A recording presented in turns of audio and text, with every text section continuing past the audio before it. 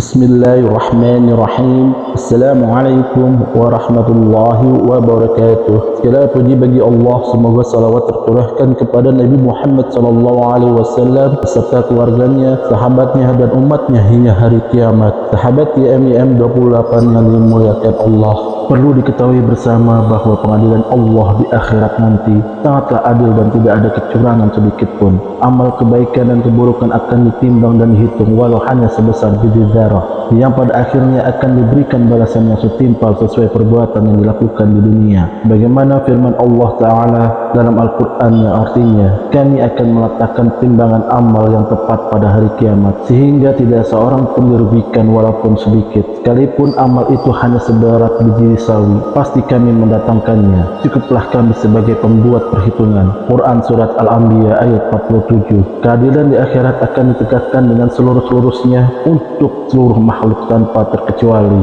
Dalam ayat lainnya Allah berfirman yang artinya, ingatlah pada hari ketika kami panggil setiap umat dengan pemimpinnya, dan barang siapa diberikan catatan amalnya di tangan kanannya, mereka akan membaca catatannya dengan baik, dan mereka tidak akan dirugikan sedikit pun. Quran Surat Al-Isra ayat 71. Namun, ternyata ada 4 golongan yang melakukan banding atau keberatan atas pengadilan di hari kiamat nanti, yang dapat diambil hikmahnya. Pada saat hari kiamat kelak, 4 golongan manusia itu memohon penangguhan perkara saat digelar pengadilan hari akhir. Mereka tak ingin diadili atas amal perbuatan mereka di dunia.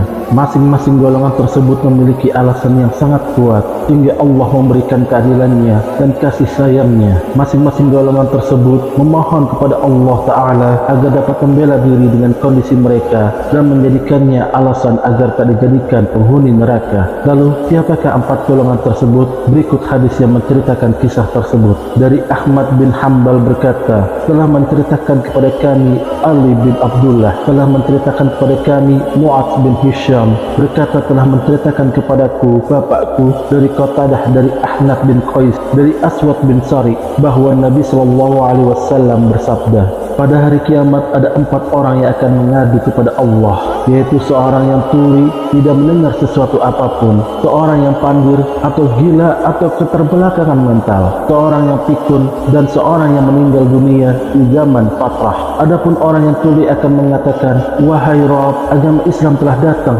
namun aku tidak mendengar sesuatu apapun. Kemudian orang yang pandir akan mengatakan, wahai Rabb, agama Islam telah datang, sedangkan anak-anak kecil melempariku dengan kotoran binatang. Selanjutnya orang yang pikun akan mengatakan, wahai Rabb, agama Islam telah datang, sementara aku dalam keadaan tidak berakal sedikit pun. Dan yang terakhir, orang yang mati di zaman fatrah akan mengatakan, wahai Rabb, tidak ada seorang rasul pun yang datang kepadaku. Maka Allah mengambil perjanjian dengan mereka bahwa mereka benar-benar akan mentaatinya. Kemudian Allah mengutus utusan kepada mereka yang mengatakan, masuklah kalian ke dalam neraka. Lalu Nabi SAW bersabda, demi Allah yang jiwa Muhammad berada di tangannya, seandainya mereka memasukinya, sesungguhnya neraka itu menjadi sejuk dan selamat bagi mereka. Di dalam hadis riwayat lainnya, Ahmad bin Hanbal berkata, telah menceritakan kepada kami Ali, telah menceritakan kepada kami Mu'adz bin Hisham berkata, telah menceritakan kepadaku bapakku dari Al-Hasan, dari Abu Rafi', dari Abu Hurairah radhiyallahu anhu, seperti hadis di atas, kecuali dalam perkataan yang terakhir, barang siapa memasukinya, sesungguhnya neraka itu menjadi sejuk dan selamat baginya, dan barang siapa tidak memasukinya, dia diseret ke dalamnya. Hadis riwayat Ahmad nomor 15712. Dari kisah tersebut mencerminkan bahwa keadilan Allah itu pasti dan tidak ada yang berada dalam kerugian atas putusan dan ketetapannya. Orang yang sama sekali tidak sampai dakwah Islam kepadanya, ia akan diberi ujian terlebih dahulu pada hari kiamat. Bagi kita umat muslim yang kondisi hidup normal dan telah sampai dakwah Islam kepada kita, sudah seharusnya istiqomah menaati segala perintah dan meninggalkan segala larangannya, walau dalam keadaan mendapatkan ujian ujian dari Allah Ta'ala.